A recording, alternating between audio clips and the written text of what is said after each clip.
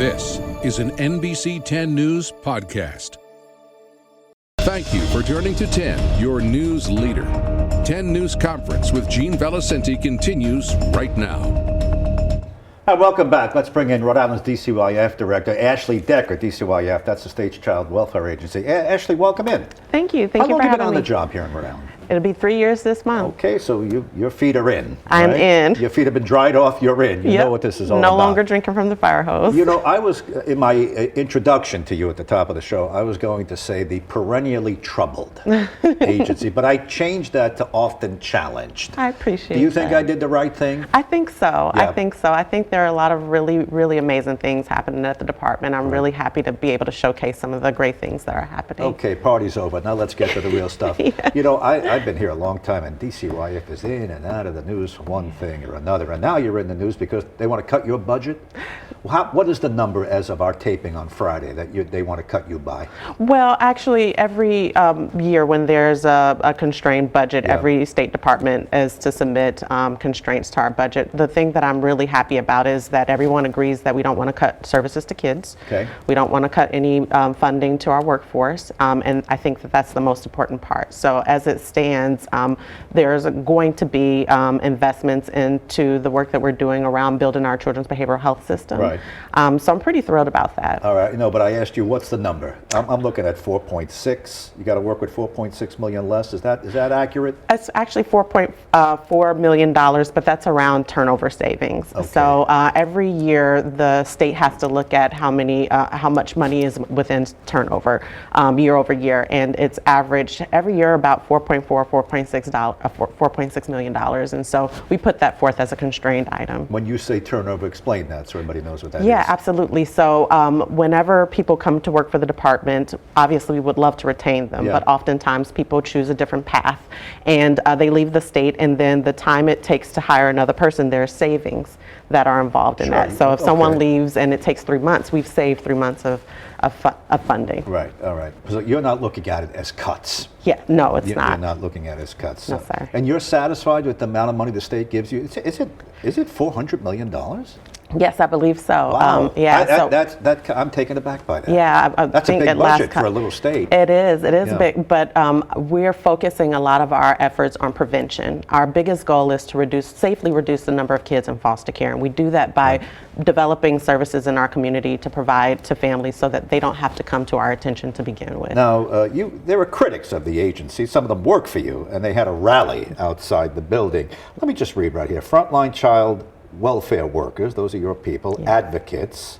The advocates could be on the other side. We have a child advocate. She works opposite you on occasion. Sometimes you work together. Oh, we work together. Union leaders, you have a union, and legislators, lawmakers, gathered at a rally on Tuesday afternoon at headquarters, calling on the legislature to reject a proposed $4.6 million cut to staffing resources. They're framing it a little differently than you did. Yes, they are. So it's not a cut to the workforce. No one's going to lose their job. No one's going to have any money reduced from their paycheck. The savings are something that we see year over year, and because they've averaged, like at least the last 3 years I've been here, around 4.6 million, we offer that as a savings to the state as a part of our constrained budget exercise. You're saying I can do the job with the money I'm allocated. Yes.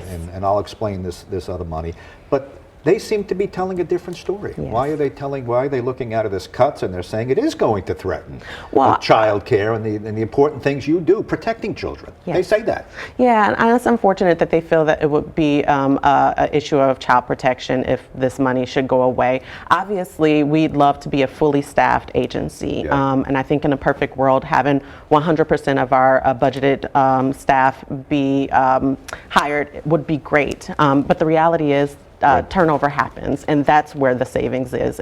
And if we can maintain that money and continue to try to staff up and have staff remain, that's ideal. But well, let's talk about this. Just understandable. We want to make it understandable for people watching. Let's say I could do best with 100 people, but right now I only have money for 95. But we'll be able to do the job. Is that an easy way to look at this? Yes. It is. I think so. So the state of our we are budgeted for 713 FTEs. I'm sorry, we are provided with 713 FTEs, but we're only budgeted for a certain amount under that. And I believe that the amount that we actually have is sufficient for us to be able to do our FTE full-time employees. Yeah. Equivalent. And those include social service workers, those include inspectors, right? What else do they include? So it includes our child protection workforce, our family services social caseworkers that work directly with children and families. That includes our administrative staff, our what we call child support technicians, our probation officers. So it also is in with the Rhode Island Training School. So our staff over at the Rhode Island Training School, that's included. Sure, because you include law enforcement. That part of what you do involves law enforcement. Well, yeah, it involves the work that we do with our juvenile justice population. Well, let's talk about what you do. I mean, I know what you do. You're the child welfare agency. Someone abuses a child, you either get a report or a call, and you can go take the child out of the family, and now it becomes the state's burden. And you have to deal with that, and then the parents are prosecuted on occasion. Is this basically it, in a simple way to understand it? Yes. However, I really am trying to get folks to understand that our agency is more than just a child protection agency. That's our primary goal and mission, is to protect kids who come to our attention. Our goal is also to go in and assess the family as a whole. So before there's an immediate removal, we're making sure that a child can remain safely in the home with the support and services that are possible. So we're always trying to work toward preserving families as opposed to removing children. But if we must, we do remove kids and place them with what we call kinship families as a first start. You have a tough job, and you see the worst in people, the worst in families. And I've often said, even on my radio show, well, the social workers aren't abusing the children. DCYF is not beating anybody up, but yet you are criticized. And there's another report, the child fatality report is going to come out from the Child Advocate. Are you anticipating that? Yeah, but I'm saying you are criticized. Yes. People say, oh, you should have protected that child. You didn't do enough. DCYF. Sometimes the parents call us. They say, oh, DCYF has given us the railroad. I'm not breaking news here. Yeah, exactly. But I do think it's important for folks to know that sometimes when there is a death of a child, there are often times that we haven't had any involvement with the child. We have to report it out, because if the final the result of the investigation is that the death was due to abuse and neglect, it is our responsibility to report that to the public, but it doesn't necessarily mean that we've ever had involvement with the family per se. So yes, the good news is, though, over the past couple of years, we have seen the number of children who are dying decrease in our state, which is what we all want. And I want to credit the work and support and investments of the prevention services that are in place, the public service announcements around safe sleep, because we see a lot of babies die because moms want to share a bed, right? And so we really try to put out information around safe sleep, how to store drugs and prescription or other than safely, so that babies don't have access to it. And so we have seen a variety of different types of fatalities and near fatalities, and we try to improve services as a result. All right, let's take a quick break. Ashley Deckert is going to stay with us one more segment. This is 10 News Conference.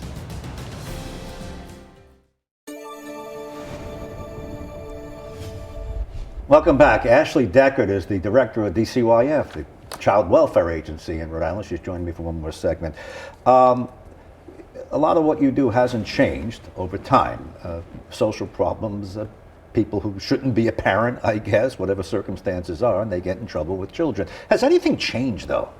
Is there anything, I don't know, drugs or internet or social media? Has anything aggravated the more traditional problems that tear families apart, in your view? Well, actually, I think it's the opposite. I think the thing that we are doing differently, and this is happening across the nation in child welfare agencies, is we're not looking at an incident that happened. We're looking at the whole family. So a few years ago, our agency brought on what's called the Safety Assessment through Family Engagement model, where we move away from just simply investigating something that happened and looking at the family as a whole and saying, how can this family be better supported? What things need to be put in place. So we actually are seeing some really good positive responses to approaching investigations differently. Well, realizing that every family is different, people are different, but is there a common denominator with families that come into your realm? Are they people who had just not fit for parenting, or maybe they had the child too young, or maybe they're a socioeconomic. What is the common denominator in the families that come to you? Poverty. Or that you go to, rather? Poverty.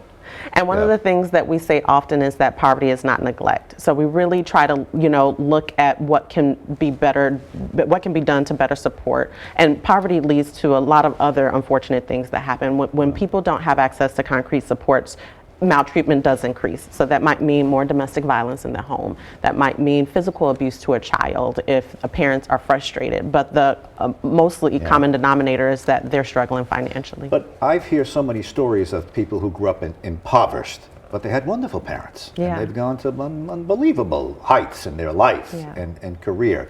Is that a fallback answer? Blaming poverty?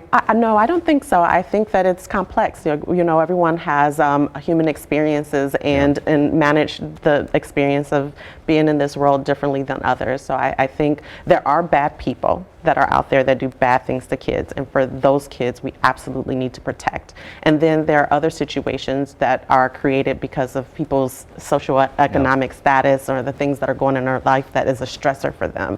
And that's where it becomes important to figure out how to best support people. And by supporting families, research says that child maltreatment actually decreases when people have access to the things that make them thrive. Right.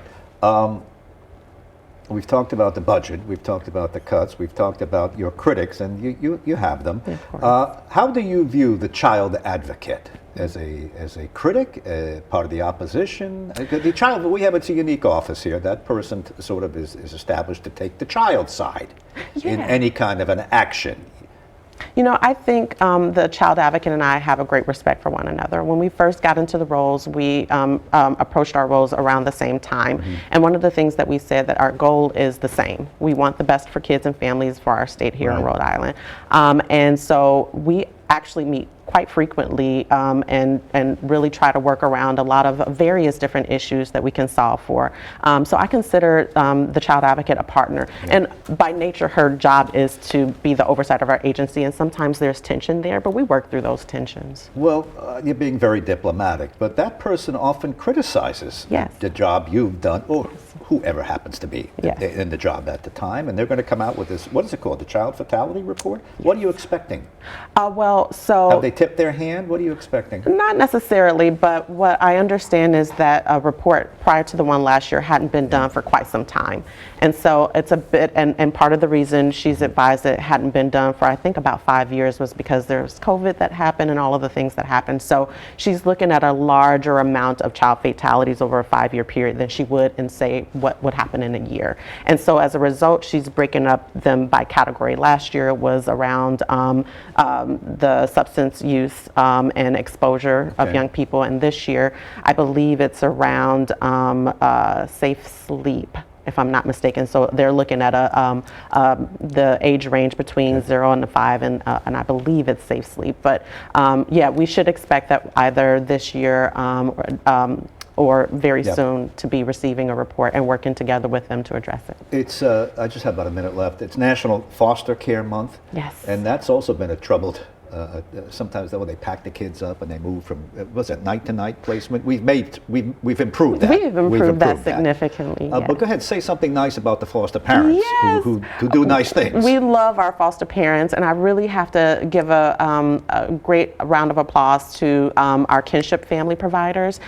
We place children with their family or kin, what we call, at a rate of around 73%, which is the best in every agent across the nation. So. And our foster parents are tremendous, and we need more. So this is an opportunity for me to say, please become a foster parent. There's a pitch. You're a parent of a 17-year-old. I am. You know what it's like then. Yes. And you came to us from Chicago. You've been here for 3 years. Good luck. You got a tough job. Thanks for coming in. Thank you. All right. Ashley Deckert runs DCYF, the state's child welfare agency. That's 10 News Conference, your longest running political show in Southern New England.